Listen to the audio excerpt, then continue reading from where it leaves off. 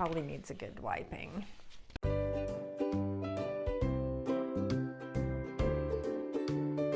Hey Dishies, welcome back. Grab your cuppa because I'm gonna jump right in. I have some charity shop hauls.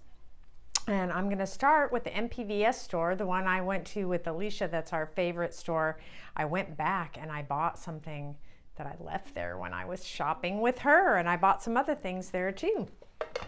I'm gonna just jump right in. Do you remember seeing this pretty daffodil doily? Yes, I had to go back and get it. I think I took a photo of it all laid out so that you can see it better. But this is a beautiful crocheted piece, and I've never seen anything like it. And I am gonna sell this one in my Etsy shop, Dotlikesred. If you're a Dishie and you subscribe to my channel, there's a discount to my shop in the description box below. Just read all the information there and it'll tell you how to do that. You can do it every time you shop in my shop, not just one time. How much did I pay for that doily? I paid $3 for the doily. And I bought another doily there, or it's really a hot pad or a pot holder is what I would call it. It's kind of a peachy color and a very pretty blue. And I'll probably sell this one too. I love these and I use them all the time. These are just not my colors. You know, I like red, obviously.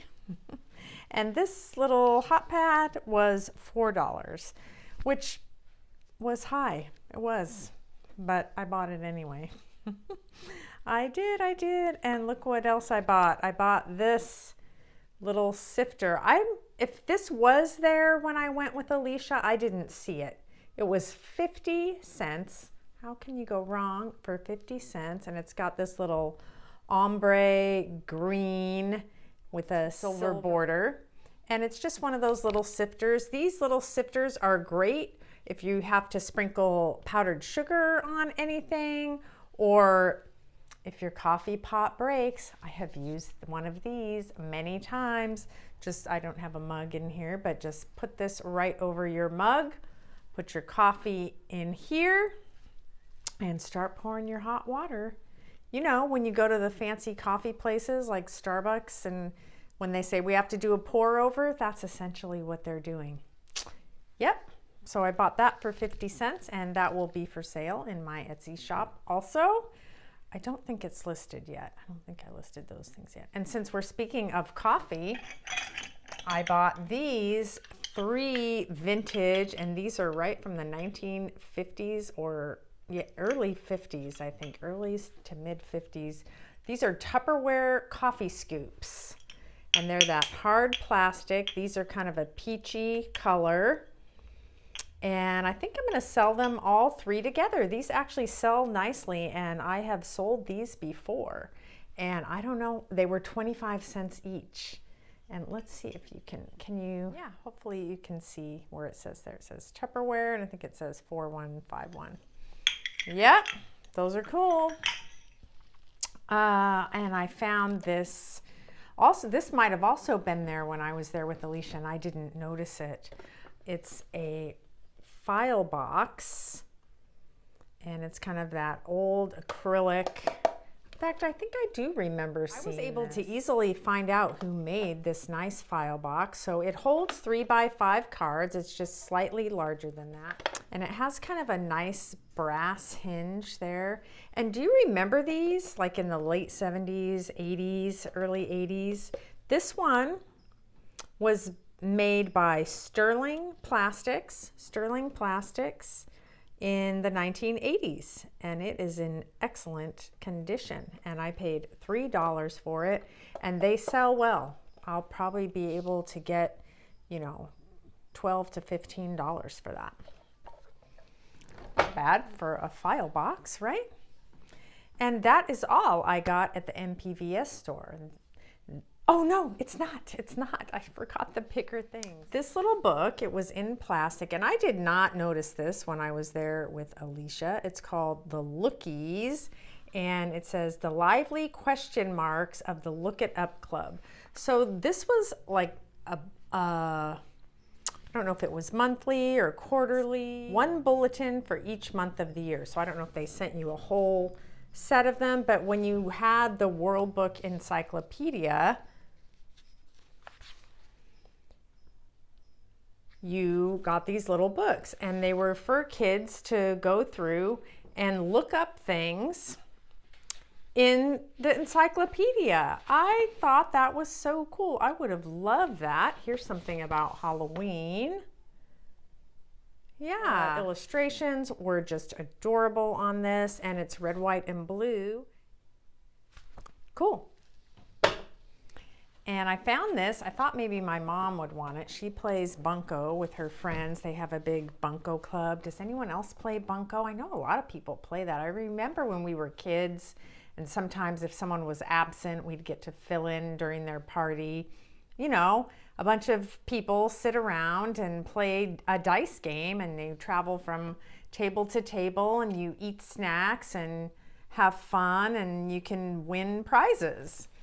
So I found this. This is a Hoyle's card table cover, and this is a bridge set. Anyone know how to play bridge? Maybe we should bring back bridge. Maybe it's fun.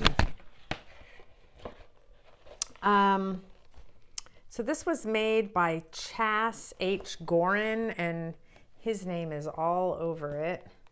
So he must have been very well known in the bridge circles. And it's red and black with instructions, and it's a tablecloth of vinyl. It probably needs a good wiping. It's not too bad. You lay it across the table, and it has all the rules for bridge on it, and it's in great condition. There weren't any tears on it.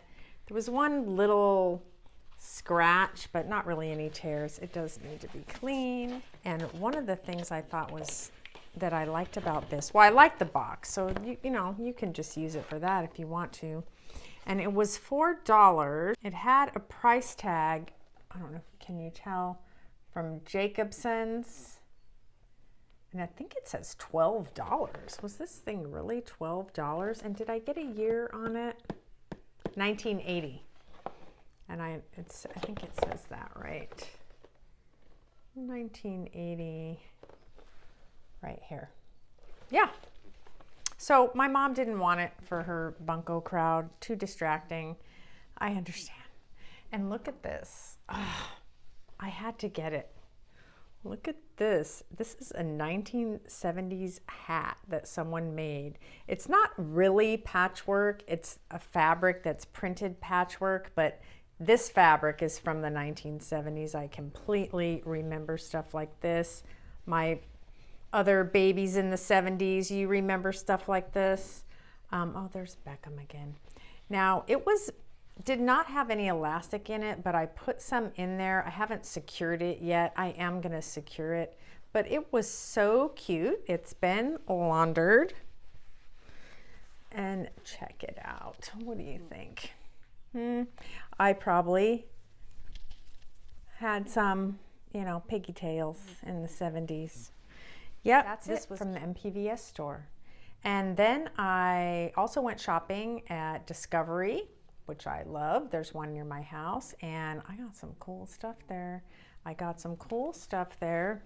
got this little Gerber baby spoon, which you've probably seen in the displays in some of my other videos with the dolls. Can you see it? I don't know how to get that thing to focus there. Yeah. Anyway, it says on the back, it says Winthrop silver plate, Gerber. I'm sure hoping that you can see that. And these were made, I'm having that kind of day. That's why I don't have a cuppa, and I am very thirsty. These were made in the 1940s, and this is a short spoon. I paid $5 for it, and that's really kind of all they sell for. The longer spoons sell for about $10. And I saw this there, and I almost left it there. Something made me get it. It was only $3. It is very, very heavy. It looks like a paperweight, and I'm sure it is some kind of Paperweight. I thought maybe it was a candle holder, but it's big for a taper candle. It's big, so my candles are kind of wobbling around in there. So I don't know if it's for ink or if it's not for anything. It's just made that way. If you put paper clips, come on, you all know that I'm sounding ridiculous and you're looking at this, Susie, and you're like, oh, come on, Dot, I know exactly what that is. That's a for your desk. Tell me what it is. But it has, I think these are called controlled bubbles. You know, the bubbles are meant to be in the glass, but it has this unusual pattern in it, which makes me think that it's old. This is a kind of, you know, lattice or crisscross pattern that you see on a lot of older pieces of glass. It is very, very heavy. And the bottom is polished and it's got a lot of wear around here. So it was sliding around someone's desk, and there is a signature or maker's mark, if you will, on the bottom. I do not know that you'll be able to see it. It's very, very faint, and you can't make it all out because it's been worn. All I could make out on there was the letter W, and underneath ENG and possibly an L. I don't know, can you see it? Oh, maybe you can see it there. It would be on this side. Which makes me think it was made in England. So if you know anything about this beautiful paperweight piece of glass, please let me know. I think it is splendid, and I will probably eventually sell it, but I need to know more about it first. Only a little more research helped me figure this out. This is a Thomas Webb crystal controlled bubble or bullicate match safe. You put the matches inside the little hole, and the roughened crisscross area is a match striker, and they are pretty valuable. It weighs a ton. Your papers are going nowhere. Look at this beautiful piece of Amberina. It is so, so pretty. It was very red in the store. It's really kind of got a lot of orange in it. Of course, it's Amberina. There's the yellow around the bottom and around the top in the right light. And it does the cadmium. Is it cadmium that's in this Amberina glass that glows? And I learned something. This is Fenton, of course, which I'm sure all of you already knew. And it's a Fenton basket. It's 8 inches, and this is the thumbprint pattern, which I really like. I like that. I kind of like that better than the hobnail. Which one do you like better? Yeah, it's beautiful. Beautiful piece of glass, applied handle.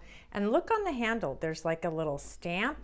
Well, did you know, you probably already knew, but I didn't. I'm not knowledgeable about Fenton glass. I don't collect it, and I don't know much about it, but I'm starting to because I know a lot of people like it and I keep finding it. But I've learned that the handles were applied by certain artisans that could do it well, and that Fenton had certain handlers, I think that's what they were called, that left their stamp on, because you have to do it quickly.